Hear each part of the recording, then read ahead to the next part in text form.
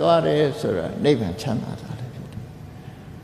နိဗ္ဗာန်ဘာကြောင့်ရောက်ရတယ်လဲနိဗ္ဗာန်ဟာဘာကြောင့်လိုအပ်တယ်လဲဆိုတာကိုအကြံဉာဏ်လေးပြောပြခွန်ကြီးတို့တွေဒီကနေ့ခန္ဓာကိုရထားကြတယ်ခန္ဓာကိုအကျဉ်းချုပ်အပြောမယ်ဆိုရင် body ဆိုတဲ့ရုပ်ခန္ဓာ mind လို့ဆိုတဲ့အသိခန္ဓာအဲ့ဒီ mind နဲ့ body ရုပ်ခန္ဓာနဲ့နာမ်ခန္ဓာဒီနှစ်ခုရထားဒီနှစ်ခုပေါင်းစပ်နေတဲ့အချိန်လေးမှာလူတွေကလှုပ်ရှားကြတယ်စီးပွားရှားကြတယ်ပညာသင်ကြတယ်နော်တယောက်နဲ့တယောက်ဆင်ပြေကြတယ်တယောက်နဲ့တယောက်ရံဖြစ်ကြတယ်ဒီအချိန်လေးမှာဒီလိုနေကြအဲ့တော့ကောင်းတာတွေလည်းလုပ်တယ်မကောင်းတာတွေလည်းလုပ်တယ်ကောင်းခြင်းမကောင်းခြင်းအပြစ်ကင်းခြင်းမကင်းခြင်းမလုပ်တဲ့နာလည်းလုပ်တယ်လုပ်တဲ့နာလည်းမလုပ်ဘူးအဲ့ဒီလိုမလုပ်တဲ့နာတွေလုပ်လို့ဒုက္ခတွေရောက်တယ်လုပ်တဲ့နာမလုပ်လို့လေ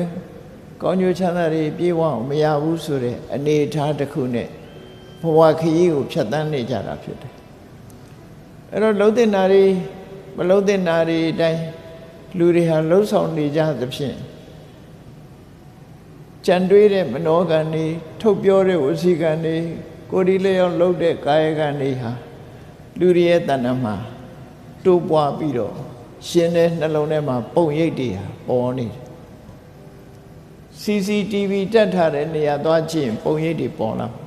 ကိုယ်ပါလှုပ်တယ်ဆိုတာအဲ့ဒီပဲပုံရိပ်ပေါ်လာဒီတိုင်းဖြတ်တန်းသွားတာလားတခုခုယူပြီးတော့ဖြတ်တန်းသွားတာလားနော်ထိုင်နေတာလားအိတ်နေတာလားရှိသမျှပုံရိပ်တွေ CCTV ထဲမှာပေါ်တယ်လို့ပဲလူတွေရဲ့စိတ်အစဉ်ထဲမှာလည်းပဲအကောင်းအဆိုးပုံရိပ်တွေပေါ်နေမကောင်းတဲ့အတွေးတွေမကောင်းတဲ့အပြောတွေမကောင်းတဲ့အလုပ်တွေလုပ်နေရင်မကောင်းတဲ့ပုံရိပ်တွေပေါ်နေတာပဲကောင်းတာတွေလုပ်နေရင်ကောင်းတဲ့ပုံရိပ်တွေပေါ်နေဒီပုံရိပ်တွေက CCTV ထဲကပုံရိပ်တွေလို့ဖြတ်လို့ရသလားမရဘူးနော်ဘယ်နာသိနေဆိုတာလဲလူမသိဘူးတကယ်တော့စိတ်ထဲမှာဖြစ်တဲ့ပုံရိပ်တွေဟာစိတ်အစဉ်ထဲမှာပါနေတဲ့သဘောဖြစ်တယ်ဒါကြောင့်မို့ဘုန်းကြီးတို့တွေစဉ်းစားကြည့်လူတယောက်ပဲသွား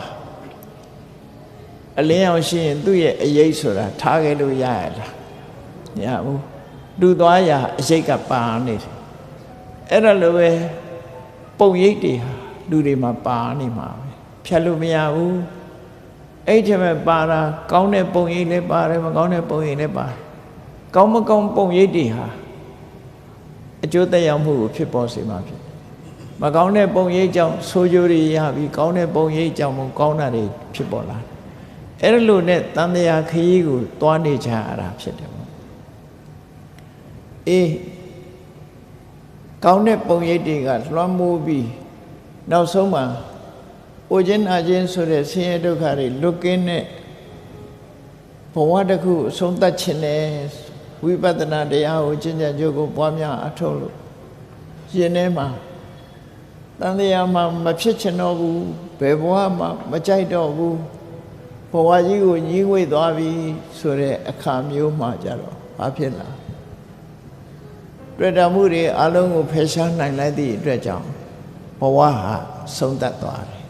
နောက်ထပ်ပုံရိပ်တွေလည်းအလုံးချုပ်ငြိမ်းသွားတယ်ဆုံးသက်သွားတယ်ဒီလိုမဟုတ်ရင်ပုံရိပ်တွေကဆက်ပေါ်နေဥမှာပဲဖြစ်တယ်